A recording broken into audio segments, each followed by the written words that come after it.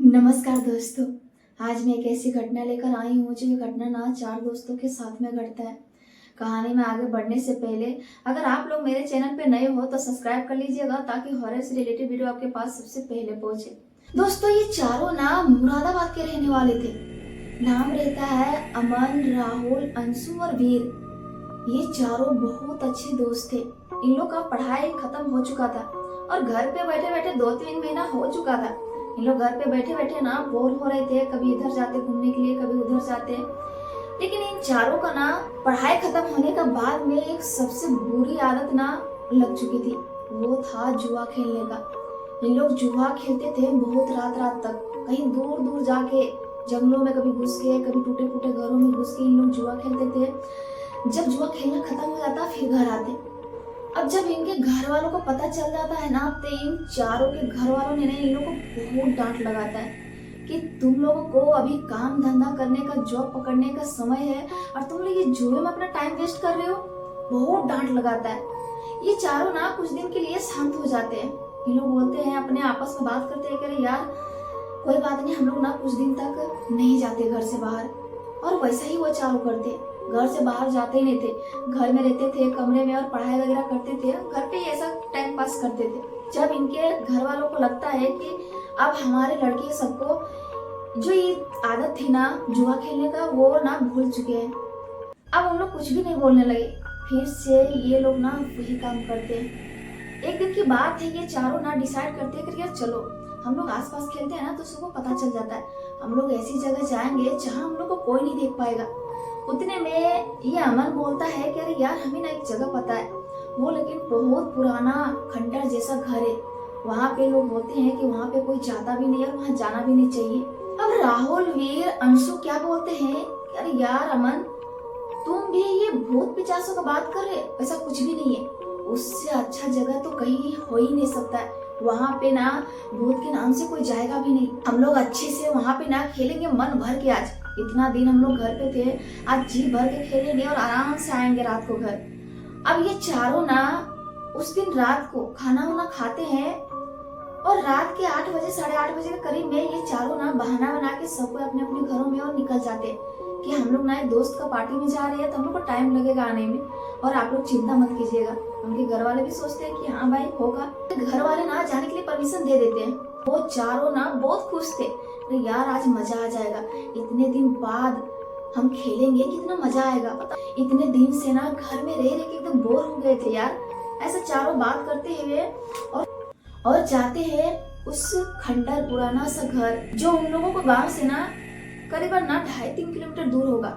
उतने दूर इन लोग जाता है जुआ खेलने के लिए। और ये चारों ना क्या करते हैं कि अपने साथ साथ में और 1-2 लड़कों को ले लेते हैं साथ में कि चलो यार चलते आज खेलने के लिए। और फाइनली इन लोग ना उस पुराना सा टूटा हुआ खंडर में इन लोग पहुंच जाता है। अब इन लोग ना अपना ताश निकालते हैं वहाँ पे और खेलना चालू कर देते हैं। इन लोगों को कुछ टाइम तक तो ठीक ठाक निकल जाता है, हंसी मजाक करते हुए, बातचीत करते हुए जुआ खेल रहे थे। कोई हार रहा है, कोई जीत रहा है, कोई हार रहा है, कोई जीत रहा है। ये लोग आपस में ना हंसते हुए खेल रहे थे। लेकिन कुछ देर बाद ये राहुल को नजर जाता है कि अंधेरे में एक कोने में कोई बैठा हुआ है, लेकिन कौन है दिखाई नहीं दे रहा है। अब ये राहुल ना डरते हुए बोलता है इन लोगों से, अरे यार देखो अंधेरे में कोई बैठा हुआ है, इतनी रात को इतने सुनसान जगह पे कौन है यार। सब ने ना अपने जगह पे देखते कि सारे दोस्त एक जगह तो है ना, लेकिन सब के सब वहीं पे थे। अब इन लोग सोचते हैं कि भाई वहाँ अंधेरे में कौन है। आवाज लगाता है राहुल कांपते हुए कि कौन कौन है वहाँ पे। उधर से कोई भी रिप्लाई नहीं आता है। अब इन लोग ना ताश खेलना छोड़ के उठते हैं और धीरे धीरे वो चीज देखने के लिए जा रहे थे कि आखिर वहाँ पे है क्या। लेकिन इन लोग जैसे उनके पास आते हैं ना वो और धीरे धीरे अंधेरे में जाने लगता है। और ज्यादा बड़ा नहीं, एकदम छोटा सा, जैसे कोई बैठा हुआ रहता है ना वैसा ही दिख रहा था। इन लोग आवाज लगाते हुए आगे बढ़ ही रहा होता है। अब ये वीर बोलता है कि यार छोड़ो जो भी है, अब हम नहीं खेलेंगे, अब हम घर चलते हैं। चलो ऐसे भी काफी रात हो गया है, हमारे घर वाले अगर देख लेंगे या जान लेंगे ना तो फिर दोबारा से वापस नहीं आने देंगे कभी हम लोग को बाहर, तो इसलिए चलो चलते हैं। उतने में अंशु बोलता है, अरे रुक जा, हम देखते हैं, मेरा फोन का लाइट जला के देखते हैं कि आखिर ये है क्या चीज। जो हम लोग जितना उनके करीब पहुंच रहे हैं वो और अंधेरे में जा रहा है। अब ये अंशु ना जैसे अपना फोन का फ्लैश लाइट चलाता है और देखता है, अब जैसे इन लोग उनका चेहरा देखते हैं ना तो अंशु ना एक जगह एकदम जम सा जाता है, लेकिन इन लोग ना पीछे गिरते गिरते बचते हैं। उनका चेहरा इतना भयानक, इतना डरावना था ना, इन लोगों को एक पल के लिए तो सांसें रुक जाती है। इन लोग क्या देखते हैं कि कोई भी वहां पे नहीं है, बस एक काला परछाई है और एकदम छोटा सा, ज्यादा बड़ा भी नहीं है। लेकिन अब ना धीरे धीरे उनका हाथों का नाखून लंबा होने लगता है और इन लोगों की तरफ वो धीरे धीरे बढ़ने लगता है और उसमें से आवाज ना बहुत अजीब ही तरीके से आता है कि तुम लोग ना यहाँ पे आके बहुत अच्छा किया, यहाँ पे बहुत सालों से कोई भी नहीं आता था और हमें ना आज शिकार करने का मौका मिला है, तो तुम लोग यहाँ से कैसे जाओगे, यहाँ से जा ही नहीं सकते हो।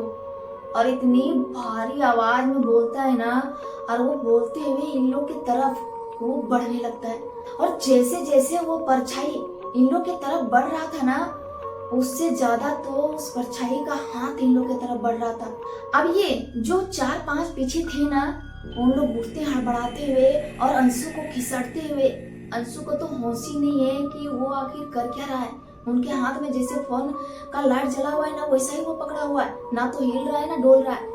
इन लोगों ने उसको घिसटते हुए वहां से लेके दौड़ते हुए भाग रहे थे, लेकिन जैसे जैसे ये 6-7 लोग भाग रहे थे ना, वैसा ही वो भी उनके पीछे पीछे आ रहा था।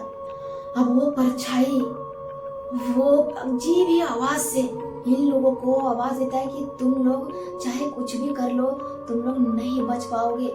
और वो उन 5-6 लड़कों के सामने ना वो चारों तरफ चक्कर लगाने लगता है और वहां से इतना तेज रफ्तार से इन लोग दौड़ते हैं ना, गिरते पड़ते इन लोग तब तक दौड़ते हैं जब तक ना इन लोग अपना गांव नहीं पहुंच जाते। इन लोग गांव फाइनली पहुंचते हैं, किसी तरह के सब पूरा हाँफने लगते हैं। उसके बाद से इन लोग ना डिसाइड करते हैं कि अरे यार घर में ना कोई कुछ मत बोलना, नहीं तो हम लोग ना पार्टी के नाम से निकले थे और घर वाले को अगर ये पता चलेगा ना तो हम लोग को घर से सच में बाहर निकलना बंद हो जाएगा। इन लोग ना डन करते हैं और सब अपने अपने घर चले जाते हैं, सो जाते हैं। करीबन उस टाइम ना रात के 12-12:30 बज गया होगा।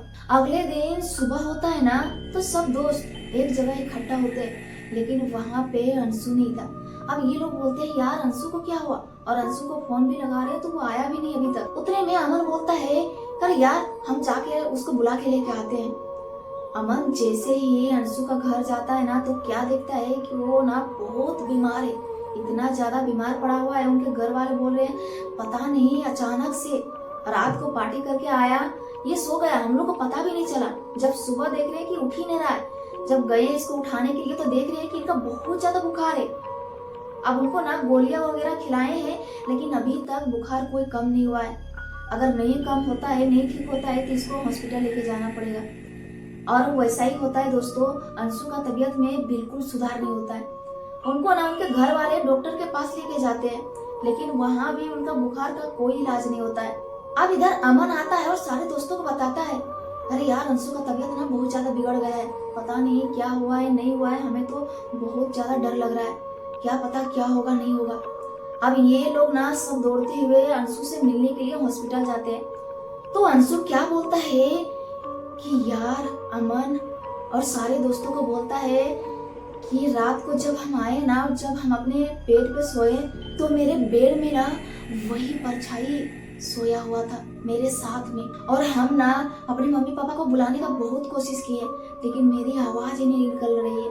और जब सुबह मम्मी मुझे उठाने के लिए आई ना, क्योंकि मम्मी ना बेफिजूल का टेंशन ले लेगी, इसलिए मैंने उनको ना बताया नहीं अभी। अब ये तीनों ने ना डिसाइड करता है, अपने आपस में बात करता है कि यार अंशु के घर वालों को ना बता देना चाहिए, क्या पता आगे इससे बड़ा अनहोनी हो जाए, उससे पहले ना हम लोग चल के इनके घर वालों को बता देते हैं। अंशु के मम्मी पापा को एकांत में ले जाके ये तीनों बात करते हैं, और रात में जो इन लोगों के साथ में जो घटना घटी थी ना, उस घटना के बारे में ये तीनों ने उनके मम्मी पापा को सब कुछ बता देते हैं। उनके मम्मी पापा सबसे पहले तो ये तीनों को बहुत डांटते हैं, उसके बाद से उन लोग हॉस्पिटल से उनको डिस्चार्ज करवाते हैं उनके घर वाले, और उनको एक बड़े से तांत्रिक बाबा के पास लेके जाते हैं।